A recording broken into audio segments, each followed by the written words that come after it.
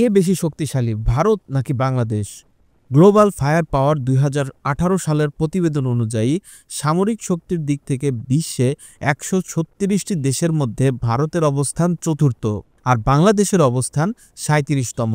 ভারতের মোট সামরিক বিমান রয়েছে ২১৮৫টি, ভারতের যুদ্ধ বিমান রয়েছে ৫৯০টি। অপরদিকে বাংলাদেশের কাছে মোট ২১৬টি এয়ারক্রাফট আছে, যুদ্ধ বিমান আছে ৪৪টি, ৭৩টি হেলিকপ্টার আছে। মোট এয়ারক্রাফটের নিরিখে বিশ্বে ৪৬ নম্বর বাংলাদেশ, যুদ্ধ বিমানের নিরিখে বিশ্বে ৩৯ নম্বর বাংলাদেশ, হেলিকপ্টার নিরিখে ৪৯ নম্বর স্থানে আছে বাংলাদেশ।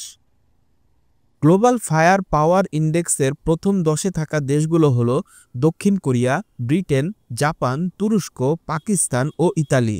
তবে প্রথম ১০-এর মধ্যে নেই পরমাণু শক্তিধর রাষ্ট্র তথা জাতিসংঘের নিরাপত্তা পরিষদের সদস্য ফ্রান্স। তাছাড়া তালিকায় ইরান রয়েছে ১৪ নম্বরে, ইসরায়েল রয়েছে ১৭ নম্বরে।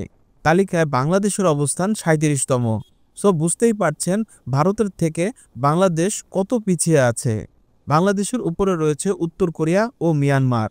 ভারতের আক্রমণকারী বা অ্যাটাকিং বিমান রয়েছে ৮০৪টি। ভারতে রয়েছে প্রায় ৪,৪২৬টি ট্যাঙ্ক। ভারতের কাছে ১৬টি সাবমেরিন ও ডুবোজাহাজ আছে।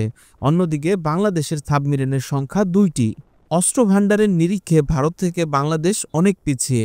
গ্লোবাল ফায়ার পাওয়ার রিপোর্ট অনুযায়ী ৩২০টি ট্যাঙ্ক আছে বাংলাদেশের হাতে। গাড়ির সংখ্যা হলো ১৩,১০০।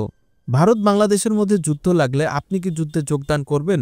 ভারত বাংলাদেশ যুদ্ধে আপনি কি পক্ষে নাকি বিপক্ষে? কমেন্ট করে জানাতে ভুলবেন না। আর বাংলাদেশের সামরিক শক্তি সম্পর্কে যদি বিস্তারিত ভিডিও চান তাহলে কমেন্ট করে জানাতে পারেন, সেটাও আমরা দেওয়ার চেষ্টা করব।